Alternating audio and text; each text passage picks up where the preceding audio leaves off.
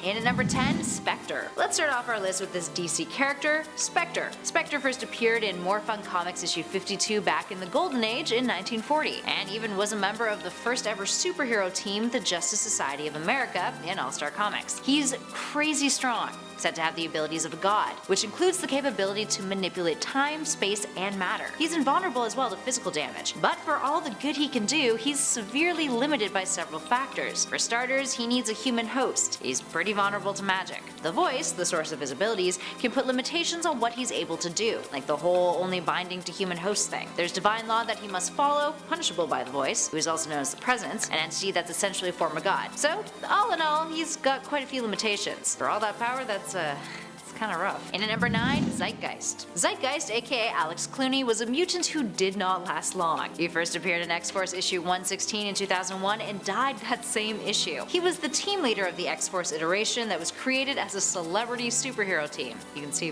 why that took such a terrible turn. Plus, he was kind of a It was later revealed that he was actually in on the plot that eventually killed him, the massacre of a boy band called Boys R Us gone wrong. So what are Alex's superpowers? Well, he has acidic vomit. Yup, meaning he can only attack others when having a tactile chunder. His suit was also specially designed so that it wouldn't cause him harm with him wearing a protective mouthpiece. While he was quick to bite the dust for other reasons, being able to only attack others with your vomit ooze isn't overly ideal as a power, now is it? He also got dead in a pretty brutal way. So there's that. Up next, number 8, Shazam. There's no doubt that Shazam has a ridiculous amount of power. Dude has rivaled Superman before. He's got a lot to offer. But there is one fun little restriction that keeps him at bay. The fact that in order to summon all of his powers, he needs to say the word Shazam. Otherwise, he's just Billy Batson, a regular old boy. This can sometimes prove to have dire consequences, as seen in the Forever Evil story event back in 2013 and onwards. Alexander Luthor on Earth 3 was the Shazam of that Earth, known as Mazaz. An alternate Earth Lex Luthor was able to use his voice, which matched up with Alexander's, to cause him to transform out of his Shazam-esque state, leaving him incredibly vulnerable. And at number 7, Zatanna. Zatanna is a case of a superhero held back by her own devices. Now, her powers are limited by her self-confidence, with her full range of powers still a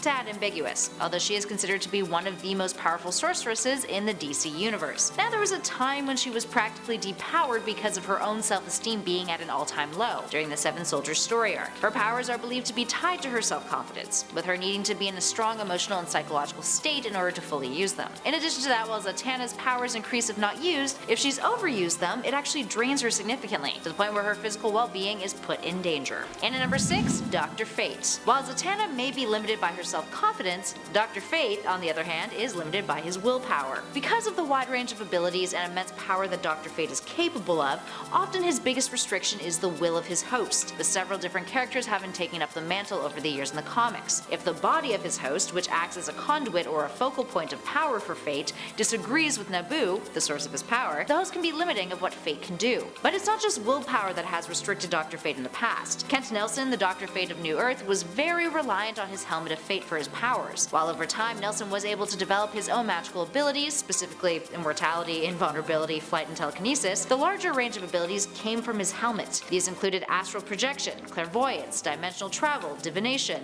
eldritch blasts, energy construction creation, healing, invisibility, magnetic manipulation, molecular reconstruction, necromancy, resurrection, telepathy, and divine empowerment. He also doesn't have any emotions when wearing the helmet. In addition to that, after intense conflict or casting extremely powerful spells, his energy and power is temporarily depleted, with him needing to restore his mystical energy. He's also vulnerable to gas attacks, so that's a thing. And at number 5, DEADMAN. First appearing in DC's Strange Adventures 205 back in 1967, DEADMAN is a disembodied spirit who is capable of possessing any living being and controlling their actions. But his power is his crux. When not possessing someone, he cannot be seen or heard by anyone, with the exception of a few mystics. He also has a few limitations when it comes to who he can possess. Those with incredibly powerful minds, the likes of Batman, can withstand him. DEADMAN is only capable of possessing them for a very short time before that person's mind kicks him out. He also can't possess those undergoing post-hypnotic suggestion, since their minds are not truly theirs during an event like that. And at number 4, Krakoa. There are two Krakoas in the Marvel Universe, one of which was spawned from the initial version. Now the first, described as the island that walks like a man, appeared in Giant Size X-Men issue 1 in 1975. It initially started off as a small island in the Pacific Ocean that was affected by radiation from nearby nuclear bombing test sites. The island's ecosystem was turned into a hive mind entity, and of course crossed paths with the X-Men. So how is this character limited by its powers? Well, it is limited to itself, being an island. That being said, it can still do some pretty impressive stuff, using the life forms it's comprised of, acting as a hive mind in which it can create semi-humanoids and animals with varying levels of strength. It also feeds off of mutant energy, which can render some mutants powerless as long as they remain on its island. Now, over the years, it's been dumbed down a little bit, restricted to its intelligence being a survival instinct rather than a psionic power that, at times, actually once rivaled Professor X. Tough luck. And at number 3, Maggot. Maggot is often considered one of Marvel's strangest heroes. Debuting back in 1997 in Uncanny X-Men issue 345, Maggot is a mutant whose digestive system is made up of 2 slugs who can eat through any substance. These semi-sentient slugs exit his body, consume food, then return to Maggot's abdomen and pass nourishment to him, which can give him supercharged powers the likes of strength, stamina, and even increase his physical size, all depending on what they eat. But his powers are restricted to what the slugs, who are named Eeny and Meeny, can consume. Of course they have names. He is entirely reliant on them. And at number 2, Jin Genie. Jin Genie is a character who often finds herself on most offensive or controversial superhero lists online. That's because she's a character whose whole premise is being an alcoholic. Jin Genie, who first appeared in X-Force issue 116, and just like her team leader, she died in that very same issue as well. As a member of the reality TV mutant group X-Force, she died on a mission while rescuing that boy band Boys R Us. But it's not her brief lifespan that's overly controversial. It's the fact that her powers are only generated by drinking alcohol. She can create seismic vibrations proportionate to the amount of alcohol she's consumed. Yeah, so kinda bad. Because she's drunk while using her powers, her seismic waves often would be aimed at her own teammates. I mean, usually accidentally. And finally, in at number 1, Danny the Street. Danny the Street is perhaps the most prohibited hero of them all. He's restricted to being a literal street. That's his whole shtick. Danny the Street first appeared in 1990 in issue 35 of Doom Patrol, created by Grant Morrison and Richard Case. His name is a pun of the Irish-British entertainer Danny LaRue's name, with LaRue being French for the word street. Anywho, Danny is a living sentient piece of urban geography, who can place himself anywhere within an urban landscape, interacting with others by using forms of visual printing that he can generate at will. In other words, he can teleport, and wherever he teleports isn't disturbed by his presence. He's a cross-dresser, something he gets from his namesake, and is often portrayed as having extremely camp mannerisms. So yeah, he's pretty limited despite also being capable of molecular reconstruction, having once become a world, although in that case he was later reduced to a brick. He would also go on to join Doom Patrol, and even became the location of their headquarters at one point. Funny enough, if you've seen the recent Titans series, the Doom Patrol mansion is actually located on Danny Street. Easter eggs. Number 10. Thor, aka Donald Blake. So this is a classic weakness and involves his hammer, from the early days of Thor, and it was part of Thor's punishment. So back when Thor first debuted in 1962, he was cast down into the body of Donald Blake, without his memories, but his hammer was cast down too in disguise as a walking stick, and when Blake picks it up and strikes it down, he becomes Thor. It was later retconned that Thor and Daniel Blake were always the same person, which was definitely necessary, because if not, it would have been some Castiel level terrifyingness. Here's the thing, initially if the God of Thunder was separated from his hammer for more than 60 seconds, he turned back into Donald Blake. Also, if we were early enough, he also forgot he was Thor. Those fights must have been really awkward. But for the most part, it was just a weakness to place his foes on a more level playing field against a god. Yeah, the 80s and Simonson's run really revolutionized the character by finding the perfect balance of Earth shenanigans and godly happenings for Thor. In my opinion, the Asgard stuff for Thor is way more interesting. It's better than him just hanging out with us lowly mortals. I do that every day. I want to read about something else. Number 9. Green Lanterns and the color yellow. Going back in time once more to Green Lantern and the Silver Age, we're leaving Alan Scott alone and talking about Hal Jordan and beyond. That is until the whole parallax thing retconned it. Well, it started earlier actually, with the destruction of the central power battery and Kyle becoming Ion, and it was a whole thing. Then it became, oh, it's an imperfection. Long story short, it just felt like they were embarrassed by this weakness and wanted to make it cool. I loved the yellow weakness, so the rings just wouldn't work on anything yellow colored, and that involved Hal's force field. There are some great Hal getting knocked out by yellow objects panels, like people throwing a lamp lamps at him, that time from the actually really sad arc where he knocked himself out in a yellow sign and then the story was called The Sign. And then there was the more modern and meme-tastic yet awful All-Star Batman and Robin, where Batman painted an entire room, everything in it, himself and Robin yellow, so that Hal had no recourse. It was glorious. Now new recruits start off not being able to affect yellow, but with training they can overcome. No, give me ridiculous restrictions. They already increased how long it holds a charge. Let me have this. And while you're at it, give me clumsy Hal. I want the Hal who knocked himself unconscious by slipping on a bar of soap while getting out of the shower. That's my Hal. Number 8. Pureheart. Pureheart the Powerful comes from Archie Comics, and we talked about him recently in our Powers No One Understands series, which if you haven't checked it out yet, please do so after this. So Archie Comics had, and now as of 2019 once more does have, runs wherein Archie and the gang are superheroes. Archie is Pureheart, a hero operating off of his pH level, or his pure heart level. So if he has any impure thoughts, even just one, for a blip, powers gone. What makes this restriction odd isn't that component, because plenty of heroes have emotion or thought affected powers. No, it's the question, what exactly is pure? The examples in the comics are things like him accepting a kiss on the cheek from someone who is grateful for being rescued. He didn't ask for it, they gave it. So is accepting gratitude impure? What kind of standards does Archie have to hold himself to? It's too much. Also, he can't get jealous, and we know Archie, that's just not possible for him. Number 7. Winged Victory. Astro City. I'm getting it on more and more lists. I'm playing the long game. I will get my Astro City video. Winged Victory first appeared in Astro City number 2 back in 1995, and she's really interesting. She is a deconstruction of Wonder Woman, and her powers are granted to her by the Council of Nike, which is a group of successful women who have overcome adversity and sought to empower an ordinary woman with the ability to be a hero and create a difference. The only thing is that over time their feminist ideals have become warped to an extreme, to the point where they only want Winged Victory saving women. At crime scenes or disasters, she's supposed to save the woman first, and they threaten her with being depowered when she starts to ask questions about this. They also strongly disapprove of her relationship with the Samaritan, even though he is always respectful and never barges in or assumes she can't do something, and stands back during interviews, not only so the council doesn't get mad at her and think that he's trying to take credit, but also because he has no time. Seriously, it's sad how little time he has. His big dream in life is to have like 1 hour so he can go and fly around by himself. So Winged Victory. She needs to make sure she keeps the council happy, though in more modern issues they have mellowed, kinda. Especially as Winged Victory is a passionate advocate for their cause, championing, and I quote, political, legal, and social emancipation of women. Astro City is interesting. Read it. Please. Number 6. NORTHSTAR and AURORA. They're both members of Alpha Flight, the state-funded Canadian superhero team. Which, to be honest, if we really had a superhero team, it would totally be state-funded. We would really have Alpha Flight. We have an alien landing pad. So when these two first debuted, their powers were tied together. So they had to be together in physical contact, like holding hands, to operate. However, that was quickly modified, so they had to stay in proximity and touch occasionally, like a high five. And nowadays, it's just a boost. If they're in contact, they get an extra boost. Can you imagine having to take your siblings with you crime fighting, even if they had powers, all the time? It would be so irritating, even if you liked them, all the time. Number 5. Rogue.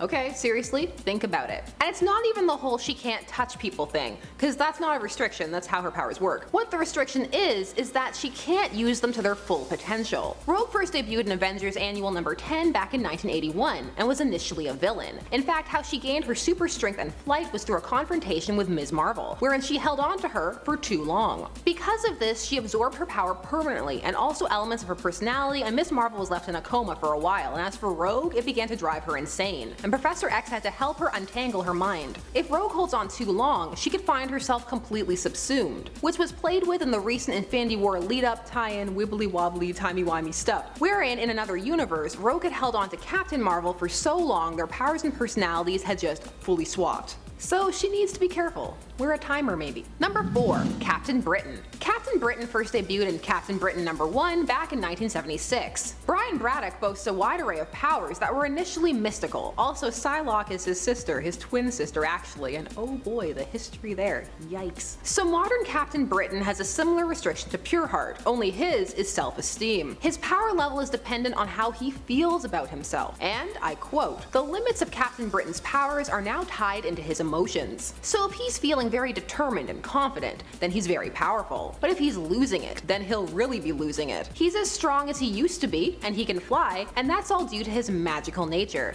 not to his costume. So I guess we can all just boo him from the sidelines, and that's that." Number 3. Longshot. Longshot first appeared in Longshot #1 back in 1985. He's another Marvel character with luck powers. There's a lot of those running around. Unlike most, Longshot's is centered around good luck for himself rather than bad luck for other people. I mean, Domino's kind of work that way, but hers are more that she's psionically subconsciously affecting her environment and upping her skills. So the thing with Longshot's good luck is that it's impacted by the positive aspects of his personality, and it's also tied a bit to his actions, because I guess some writers had a hard time with the just personality bit, because it is a little vague. Like, sometimes if he does bad things it will affect his luck, but that's not a personality trait, but I digress. So no bad days for Longshot. It's not allowed, because if so, he's going down in a fight hard. What will happen is his powers will either shut down entirely or they'll backfire and cause him bad luck. Here's the thing, for someone who's used to having good luck all the time, suddenly having no luck must feel like bad luck. You get me. Number 2, You Go Girl. She first appeared in X-Force number 116, but most will know her from the Ecstatic series, as they spun off from their appearance in X-Force where they were meant to be a media-friendly version of the team, only for the real X-Force to return the next issue with the heading The Real X-Force. You Go Girl is Edie Sawyer, and her power was teleportation, the good kind too, the long distance let's just go and we're not going to end up in the middle of a wall kind. The only problem is it left her exhausted, to the point where she needs to take stimulants to function. Had to. She died. Not from that though, it was from something else. An alien killed her. She actually had to take these stimulants while using her powers. So if she didn't have them, you're not going anywhere. Or well, you're not going far. Number 1, LARFLEEZE. Yes, LARFLEEZE, and yes, he counts. LARFLEEZE is the Orange Lantern. Yes, that's singular. There's only one. He first debuted in Green Lantern Volume 4, number 25 back in 2007, and played a decent sized portion in the Blackest Night event, and has since made the leap over to the New 52 and Rebirth. LARFLEEZE has all the powers of lanterns, the constructs, etc. However, orange in the emotional spectrum is the color for avarice, so he hoards all the rings and just clutches his power battery rather than having a lantern chant. You know, their charge up pep talk. I'm gonna do it without looking at the camera. In brightest day, in blackest night, no evil shall escape my sight. Let those who worship evil's might beware my power. Green Lantern's light. I'm a nerd. His creed instead is just mine. LARFLEEZE would undoubtedly be more heroic if his natural inclinations towards greed weren't being increased by the power battery. His very source of power is his restriction. Sad. A tragedy. Number 10, Alan Scott and Wood. We're going back to the Golden Age for this one, and back to the first Green Lantern. Green Lantern first debuted in All-American Comics number 16 back in July of 1940. He got his powers from a mystic meteor, which is found by him, Alan Scott, a young railroad engineer. It tells him to fashion a ring, which he does, because you do what glowing rocks and things on fire tell you to. He uses his powers to take on crime. It is then that he learns that his weakness is wood. He can create a force field, but wood and clubs, he's down for the count. Also, this used to extend to plant-based objects, but it had to quickly get specific, because well, that's a lot of things. Why was his ring vulnerable against wood? Reasons. Initially for tension, otherwise I mean who could beat a man with a magic ring and the confidence to wear a costume made of that many colors. Later the idea was introduced in an Elseworld story, Superman and Batman Generations 2, that the weakness was a mental block. To which I say, sure Jan, just like the yellow weakness. Now this was the Golden Age, so of course it needs to be regarded differently, but you know what didn't happen in the Golden Age? Our number 9. Number 9, Power Girl and Unprocessed Materials. Power Girl has an intriguing history. She first appeared in All-Star Comics number 58 back in 1976, and is Superman's cousin Kara Zor-El from an alternate universe. She was initially from Earth 2, the realm that was said to house the Golden Age wartime heroes. This had been created to explain the differences between the Golden Age and the Silver Age. However, over time she has been phased into the main verse, or well, she was. Since Rebirth, she's kind of been trapped. DC has long had a problem with deciding just how to portray her, which has resulted in some fluctuations in powers and weaknesses. At first she was all Kryptonian, but post-Crisis on Infinite Earths, where she survived an event that was meant to clean up the timelines and all confusion, which actually caused more confusion, and resulted in incidents such as 1997's Supergirl Volume 4 number 16, wherein she proclaimed sticks and stones can really break my bones. Why? Because they didn't know what to do. They were trying to make her different in a way aside from her rather bountiful chest, which boob window for life. It was an odd period and quickly forgotten. Number 8, Captain Marvel Jr. So the SHAZAM family, as they are now called, they started out as the Marvel family, but you know, legalities. So Captain Marvel Jr. debuted in Whiz Comics number 25 back in 1941. He was a companion character to Captain Marvel and meant to be relatable to readers, so he remained a teenager initially, and his regular form was a teenager too. He at first didn't say Shazam to transform, and instead he said Captain Marvel, which resulted in the dilemma that he couldn't say his own superhero name, which doesn't sound like too big a deal until an occurrence that would arise a decent amount. People would ask him what his name was. You know, our hero, who can we say has saved us? And he'd have to be, oh, you know, Captain. All of this was changed when DC took over Fawcett Comics' assets, and for some reason the New 52 was blonde. Number 7. Geoforce. Geoforce these days is best known as, oh, Tara's brother, but there was a time when he stood on his own as well. He first debuted in The Brave and the Bold number 200 back in 1983, but he had been mentioned beforehand. Geoforce is Brian Markov, and he is the Prince of Moldovia, enhanced by Dr. Jace to stop an insurrection by Baron Bedlam. After all of this, he joined the Outsiders. His powers as one can glean are Earth-based. He can manipulate the Earth's gravitational field, he can make objects heavier or lighter, and can project lava blasts. Sometimes he can utilize his powers a bit like Tara, but that weakens his durability. However, his true weakness, his restriction, to be at max power, he needs to be touching the ground. And the further he gets away from the Earth, the weaker he gets, and his health will start to be affected too. So no space missions for Brian. Otherwise, do you know what happens? Number 6 happens. Number 6, Adam Strange. Earth Withdrawal. Adam Strange first debuted in Showcase number 17 back in 1958. He's a classic. He was created because DC Comics wanted a science fiction hero. Adam Strange is an archaeologist who suddenly finds himself teleported from Peru to Ran, the planet Ran, through a Zeta beam. The beam was sent out by Sardath in hopes that it would bring intelligent life to their world to help in their war. Drawn into a conflict he doesn't fully understand, Strange falls in love with the beautiful alien Alana and comes to care for Ran more than his original homeworld. Here's the thing though, he physically can't stay on Ran for as long as he wants for a variety of reasons, or couldn't rather. Initially he would sometimes just randomly be teleported back to Earth, most often in times of narrative inconvenience for maximum drama. Cliche, but it worked. Also, the environment of Ran, well, it's not conducive for human health. If he remains on Ran for more than 1 year without returning to Earth, at some point, he'll die. Makes his marriage a little complicated, but not too much. With modern DC tech, it's just a hop, a jump, and a teleport away. Still, the kind of thing you might forget.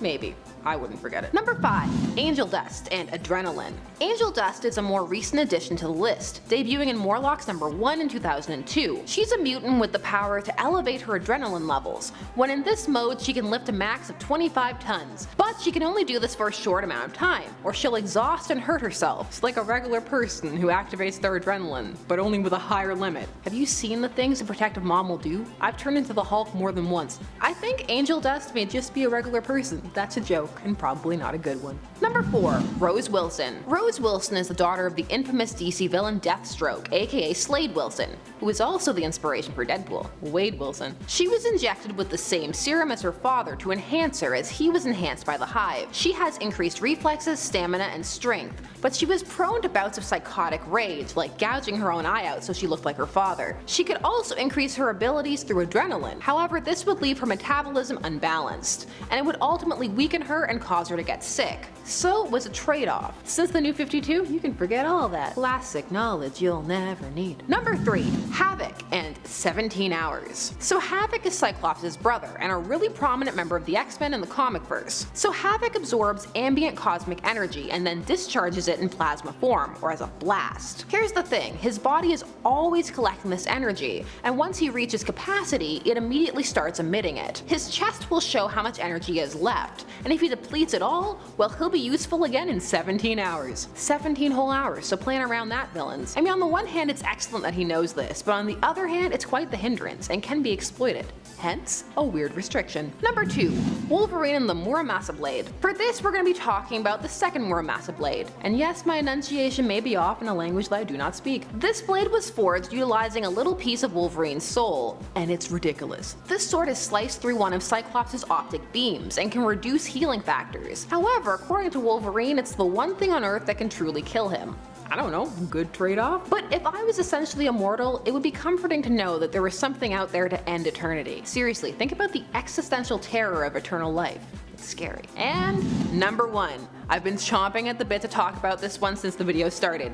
Cookies. Martian Manhunter and cookies. I mentioned Martian Manhunter's love of cookies on the scary alien superheroes list we did, and now I get to elaborate. John Jones loves Chocos, which are 100% not Oreos because those are trademarked. These chocolate cream-filled cookies are completely different. This all happened during John's time on the Justice League International. At first it all seemed cool, they were his favorite snack, okay. But then Booster Gold and Blue Beetle pranked him, buying up the whole town's supply of Chocos and then stole the ones he already had. And while John went into withdrawal and turned into a literal monster, his intellect even lowered and he became very Hulk-like. The team had to lead him to the cookie stash, and he ate them till he returned to normal. Batman then discovered that a chemical in the cookies acted like a narcotic in Martians, leading to the great line, "You're a junkie, a Chocos junkie." Now some say this never happened as John was narrating it, but to them I say, how dare you. Also, the JLI are fun books, read them. Number 10. Brainiac.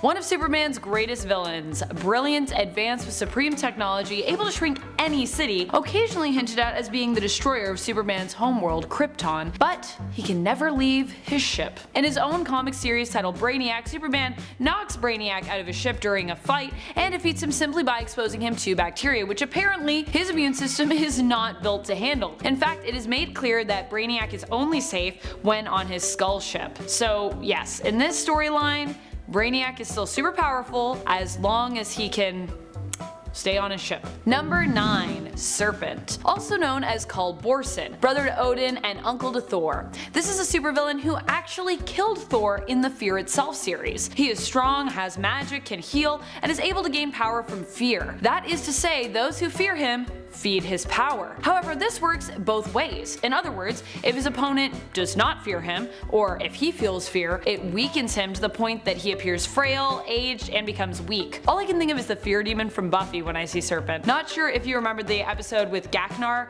but now all I can imagine is like a tiny, weak serpent who could easily be squashed when no one believes in him. Fortunately for Serpent, people often fear him, and so he is only in his weak state very rarely, which is good for him because he looks pretty useless when he is not feeling that fear. Number 8. Venom.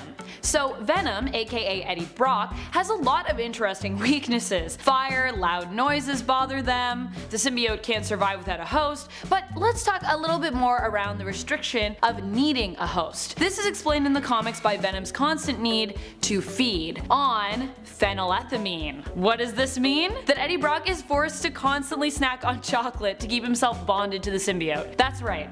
Chocolate. Okay, so phenylethylamine is actually found in the brain, hence why Venom originally threatened and attempted to eat brains and actually drains this chemical from his host, meaning that in order to keep the symbiote happy and fed, Eddie needs to build up his stores, and phenylethylamine is also found in chocolate. While this has not been mentioned for a while in the comics, the newest Venom film starring Tom Hardy still made a nod at this backstory. Number 7. Reverse Flash. Also known as Eobard Thwain, Reverse Flash is known as one of the fastest characters in the DC universe. He is a constant rival to the Flash and has been a known supervillain in the comics since the 1960s. As terrifying a villain as he is, however, Thawne has his own strange limitations. If you are familiar with the villain, you can probably guess where these come from.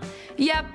Time travel. In the Flashpoint storyline, it is made clear that because his history is connected to Barry Allen's, he cannot actually kill his nemesis. After all, it was Allen's suit that he found in the future, so without Allen, Thawne would not be Reverse Flash. Instead, Reverse Flash just tries to make Barry's life miserable. Number 6. Thanos. As OP as Thanos may have appeared in the Marvel Cinematic Universe, he definitely has had his setbacks in the comics. Namely, that he is a fool for love. More specifically, a fool for loving Mistress Death, or Lady Death, or just plain old Death, as she is known in the comics. I also love that Death is a woman in Marvel. On more than one occasion, Thanos has sacrificed power for Death, and he would probably be ruling over the entire Marvel multiverse right now if not for his obsessive love for her. Not only has he made sacrifices, but he has also been tortured by his lover, even literally driven mad by her. Although it seems like Thanos may be over this love affair as of the end of Thanos Volume 2, and so a lifelong love affair just ends like that. Number 5. Mr. Mixyezpitalik. Okay, so first I want to apologize for potentially butchering Mr. Mixie's name. Mr. Mixyezpitalik. Mr. Mixyezpitalik. It's a tongue twister, for sure. Beyond that confusion, we have the astounding confusion that is Mr. Mixie's powers. That is to say, he is practically omnipotent and has the potential to be one of the strongest DC villains. Practically and potential being explained within his own odd limitations. Mr. Mixie likes to set rules for himself. A trickster in his own right, often if others can trick him into doing certain things, like spelling his name backwards, he will have to retreat or surrender. Odd.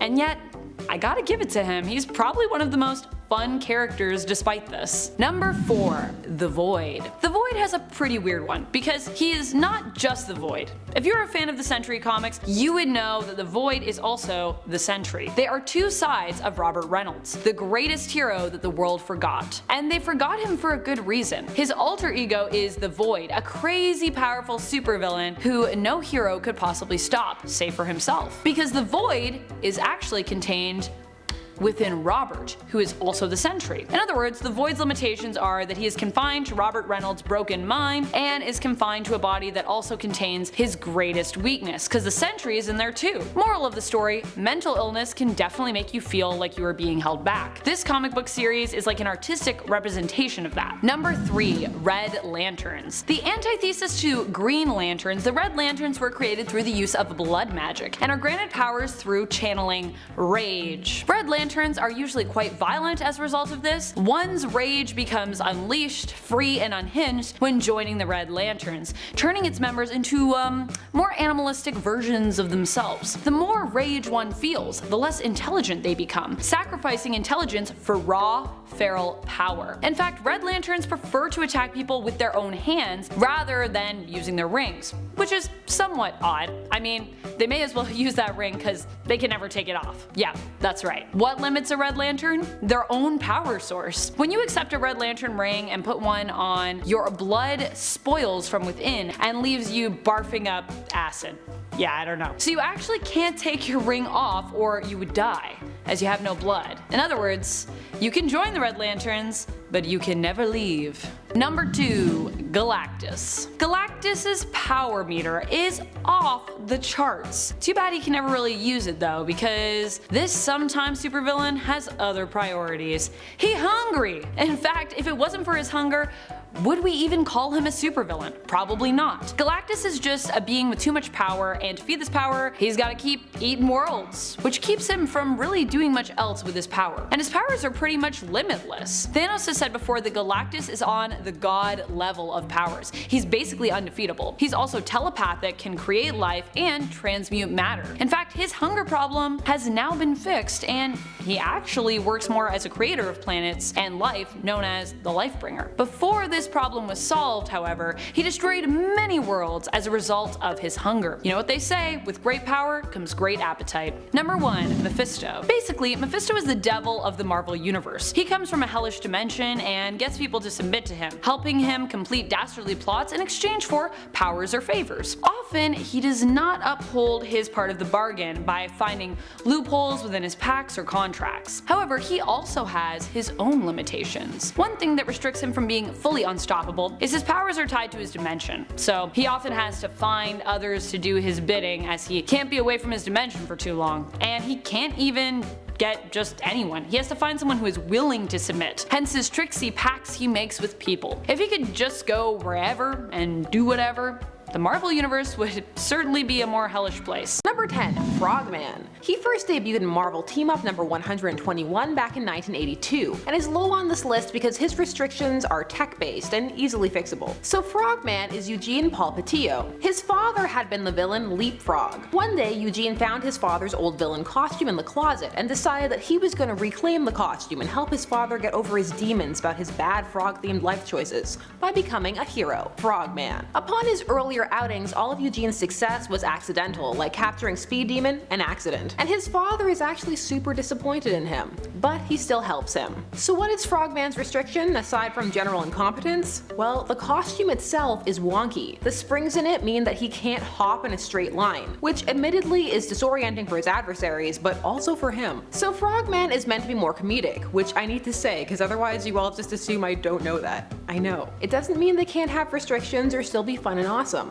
Like who you like. And if Frogman is your hero, enjoy with pride. Number 9. Ambush Bug. Ambush Bug has been both a hero and a villain, and to most who encounter him, annoying. He first debuted in DC Comics Presents number 52 back in 1982. So his powers include teleportation, which used to be activated via his suit and then it was incorporated into his actual being. However, in the early days, so we're talking people noticed it in DC Comics Presents number 81, he used to have to activate his powers by saying, "Simon says." But why? Why Simon Says? Simon says, teleport. Ambush Bug was aware of his status as a comic book character and breaks the fourth wall like there's no tomorrow. But it's hard to accomplish this without the character becoming irritating, a feat that Deadpool has managed to avoid for most, but not all. Some have no time for Deadpool. Simon says he doesn't have to do that anymore, which is good because it's not his biggest selling point. Number 8. Vibe. Now thanks to the CW's Flash series, many people are now aware of Vibe, who up until that point had become a little bit of a forgotten character, or rather a bit of a buried one. He first appeared in Justice League of America Annual number 2 back in 1984, and had quite the impressive power set. He could generate shockwaves strong enough to shatter concrete or steel. However, at first, he had to activate his powers by breakdancing, because he was super hip and cool with the kids. He was into their lingo and interests. Please read comics, kids of the 80s and 90s. Look, he's breakdancing. Now, he's still a good breakdancer, but since 2013, his powers were revamped and are more in line with what you see on the CW, interdimensional physics, etc. So yeah, his restriction is long gone, but it's still fun to remember. You know who remembered and had a fun episode about it? Teen Titans Go, which people are sleeping on because they're still bitter about the 2003 Teen Titans series cancellation. Missing out. It's not as silly as people say. And also, silly doesn't have to be bad. Just look at all that love for Animal Vegetable Mineral Man. Number 7. Shatterstar. Shatterstar comes to us from the planet Mojo World and debuted in the New Mutants number 99 back in 1991, so he's extreme. Check out some of his original art by Rob Liefeld. The non-existent eyes, the tiny feet.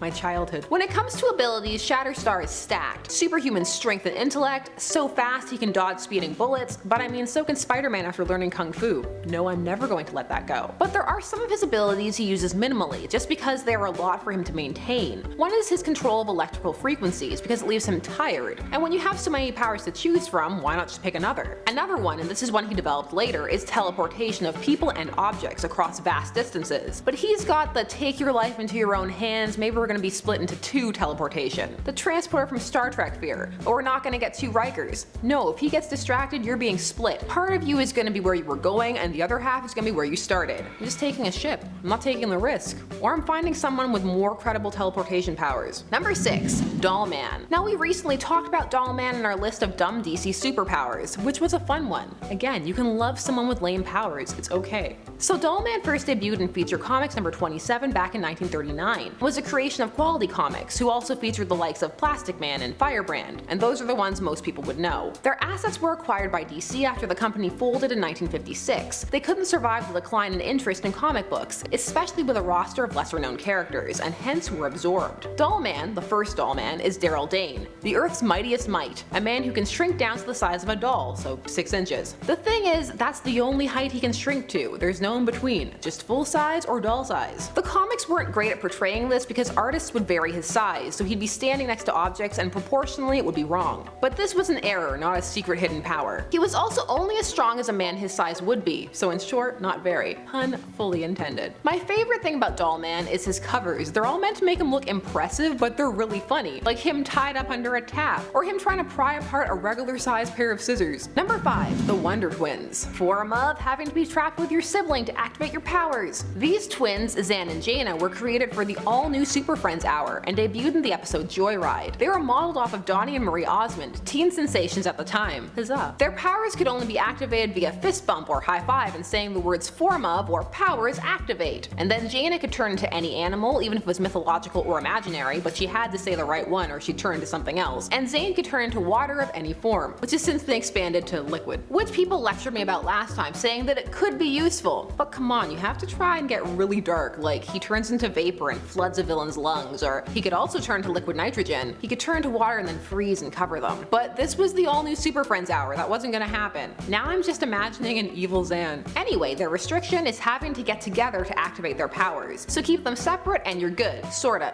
They do have a telepathic link, though they kind of play it off like twins. Or they used to. Now it's full telepathy. Form of, Zan is scarier than people think, and if we keep making fun of him, maybe one day he'll snap. Number 4. Steel. Firstly, never forget that there was a terrible 90s superhero film about Steel starring Shaquille O'Neal. Watch it and enjoy the cheese. Now, the character of Dr. John Henry Irons first debuted in The Adventures of Superman number 500 back in 1993, and played a prominent role in the Reign of the Superman arc, which followed the death of Superman, aka Kelly's least favorite comic book arc of all time. He even tried to help Superman during his fatal fight with Doomsday, as Superman had saved his life prior. Now, the death of Superman arc was largely conceived of for 2 reasons. 1, to boost dwindling Superman sales, and 2, as padding in the lead up to the writer's true intended arc, the wedding of Lois and Clark, which they had to postpone so it would line up with the wedding of the then airing Adventures of Lois and Clark. Cross promotion. An engineer, Irons built his own armor and filled in for Superman. Also, fun fact, out of all the stand-ins, he was Lois's favorite. He proved so popular he would get his own solo series, Steel. So why is he here? He's here because one of the armors he wore, the Entropy Aegis, gave him godlike strength and let him grow in size, but there was one problem. It turned him into a violent, angry man and was eating away at his soul, and in comics that's literal, not metaphorical. So yeah, couldn't use it. Restriction. Had to go back to less evil armor. Just for bad joke's sake. He's literally the Man of Steel. Better Man of Steel than Snyder's. Heyo! I'm sorry, there are parts of that movie that are good, but it just makes it so easy. Just low-hanging fruit. Number 3. CYPHER. CYPHER first debuted in New Mutants number 13 back in 1984, and is another one with really cool abilities, and they're intuitive and have to do with comprehension and translation and problem solving. Deciphering codes, computer languages, assessing structural integrity. It makes him a great strategist and problem solver to have on a team. However, because everything happens subconsciously, he can't explain to you how he got to the conclusion he got to. Now some of you are going, why? What's the big deal with that? Well, it's all good if he's doing everything. But what if he has to explain what he's doing to someone else so they can do it? He can't, because he doesn't know. So yeah, could be a problem. Usually isn't, but here at Top 10 Nerd we're preparing for all eventualities. Number 2. Rainbow Girl. Another one from our dumb powers list. The universes are colliding. We're heading for infinite crisis. She debuted in Adventure Comics number 309 back in 1963 and can tap into the emotion spectrum, which has now been determined to be the same one as the Green Lanterns. The thing with her powers is that she's not fully sure how they work, and they cause her intense mood swings, so she can't tap into the emotion she wants. She can't do it on command. Well, sometimes she can, but in the early days that was definitely not the case. Created as a bit of a joke for the League of Substitute Heroes, aka the backup legion to the League, B Squad,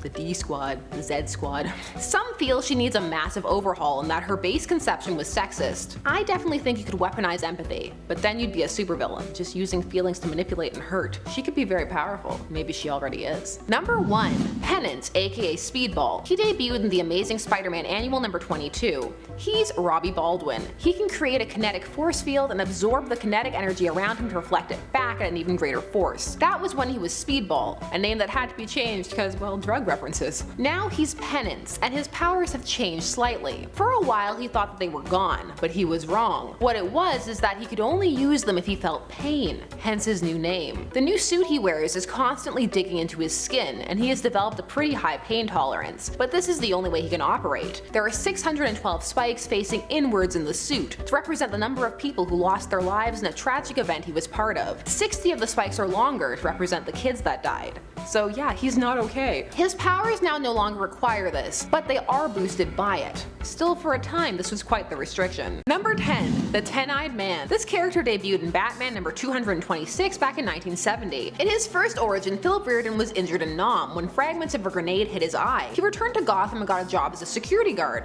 and one night while trying to stop a robbery, he mistakes Batman for one of the thieves and is injured, losing all his sight. But fear not, a brilliant doctor, Dr. Engstrom, reattaches his optic nerves to his 10 fingers, so he can see from his 10 fingers. His fingers are now eyes. He has 360 periscopic vision, but well, they're eyes. so they're super sensitive. Get dirt on them, cover them with a blanket, he grabs anything too hard with them, touching things is now a problem. Yeah, he's a great marksman now, but you have to do all these convoluted hand movements. Go ahead, insert jokes about mine. But you really have to contort to get things to work. He just has to be really careful. Is it a blessing or a curse? He really should have done the scientific talk show circuit. He would have made money and avoided Batman and made him feel bad for ruining another person's life. The best revenge is living well. Number 9. Calendar Man. He's low because, well, he didn't have powers at first. He first debuted in Detective Comics number 259 back in 1958, and over time has transitioned from a gimmicky villain to one who, while still gimmicky, is more credible, and has taken part in some well-received stories. On top of really needing to plan his heists and other plans around holiday events, he also now ages with the seasons and is reborn each spring. So if he is in his winter phase, yeah, you can take him. Unless he planned ahead, which he's good at.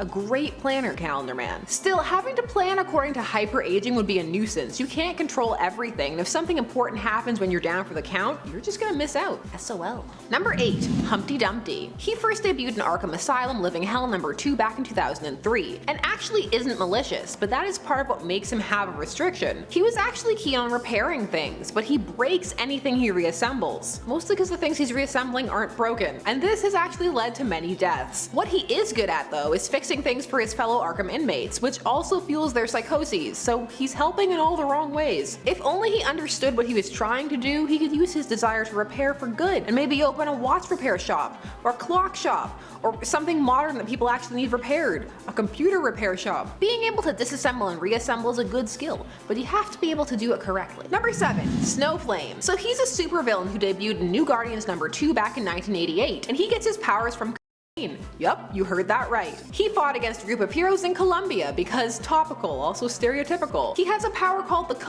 touch. He is so infused with touch him and get high.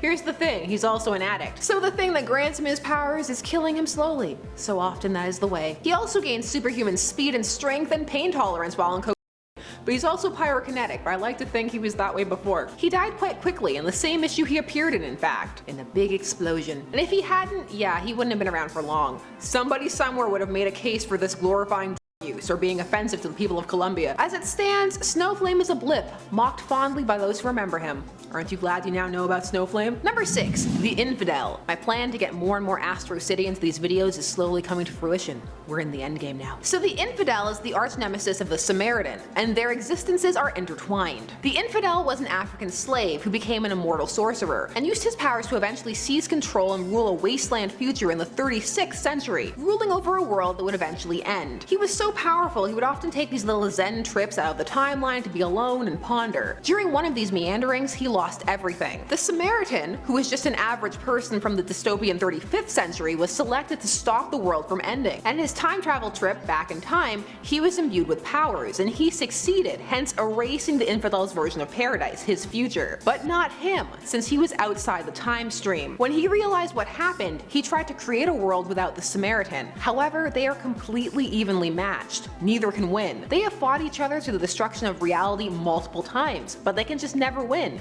So now the Infidel lives outside of the main timeline, and him and the Samaritan have dinner once a year to see where the other's head is at, and if he's getting more good or if the Samaritan is getting more evil, because that's the only way anything is gonna happen. His restriction? He's terrible at changing the Samaritan's mind, like serving him dinner prepared by his slave girl harem. At least pretend to be good, play the game a little. I like that they're just chill frenemies now. It's very Venture Bros feeling, like, cool, okay, we tried, come on over, I made tacos. Speaking of the Venture Bros, in at number 5, Phantom Limb. So the Venture Bros is a series that parodies many things, but largely the superhero genre and action genres of the Silver Age, things like Johnny Quest. There are many villains in the series that I adore, but my favorite is Phantom Limb, Dr. Hamilton G. Phantomos, former boyfriend of Dr. Mrs. the Monarch, and full-time melodramatic villain. He is the most competent villain in the series and the most pretentious. But his power set, let's get to it. Initially, he had small deformed limbs and was hence an outcast from his family. An experiment to fix them did render them normal sized, but also invisible and able to kill with a touch. He always has to hide them now and wears gloves, though he's most often in his Phantom-inspired purple costume. It's hard to keep your rep up as a normal person while you have to hide that your limbs are invisible. Thankfully, for the most part, he doesn't care, and he's now a member of the Council of 13. He's chilled out a lot. I miss his romance with that shoe though. Yeah, that's right, an actual shoe. Phantom Limb's great. I'll be his girlfriend. After Lex. Yeah, I'm weird. I don't apologize for it. Number 4. The Enchantress. Marvels, so just Enchantress. She has quite the power set, but used to have a very Wonder Woman-y weakness. She first appeared in Journey into Mystery number 103 back in 1964. And no, her weakness isn't that she's in love with Thor, or that she initially got her powers from Loki. For a little bit, it's complicated. On top of the usual Asgardian perks of strength, speed, and stamina, etc., she also has the ability to manipulate ambient magical energy, which she can then project or shoot. She can also perform complex spells, cast illusions, levitate, disrupt time, use mind control. She also of course performs enchantments, some on herself, such as to increase her beauty to make her literally bewitching so that people are enchanted. Also, she has cast a spell on her lips so that any man she kisses is her slave for a week. They don't use that much anymore. However, way back in the day, she had a restriction. She couldn't access her powers if her hands were bound and she was gagged. So you get to have your standard bondage panels. This isn't a thing so much anymore, but I bet some people miss it. Number 3. Black Adam. He first debuted in Fawcett Comics back in 1945, because he was under the Marvel family umbrella, and would be absorbed by DC with all the rest of the Fawcett characters after Fawcett Comics went bankrupt after years of litigation with DC over Superman plagiarism and copyright issues. Black Adam is one of the main antagonists for Captain Marvel, now known as SHAZAM. He is Teth Adam, an Egyptian granted powers by the wizard SHAZAM. However, he abuses them and is banished. This is the classic origin, people. He stays in his magical form all the time, which for a time gave him the restriction that he could never change back, that his physical form had aged, and if he changed, he would turn to dust, which has happened and been depicted, and it's horrifying.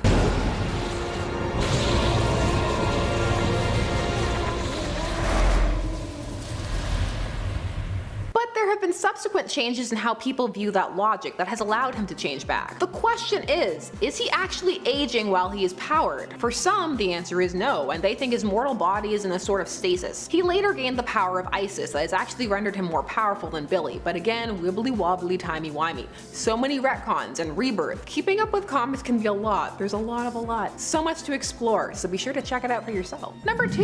Trigon. He debuted in the New Teen Titans number 2 back in 1981. Trigon is the father of Raven, and initially could not come conquer the Earth except for through Raven, who is constantly battling against him and his influences. Nowadays, this is less of a thing, but Raven being a conduit was a huge part of her first run on the New Teen Titans, and continues to be every time they adapt these stories. Trigon is so powerful that he really could destroy the Earth on a whim, so he needs this restriction. We need him to have this restriction. Do you think we'll ever get to see a full-blown monstrous Trigon on Titans? One of my favorite Trigons is Nice Guy Dad Trigon from Teen Titans Go.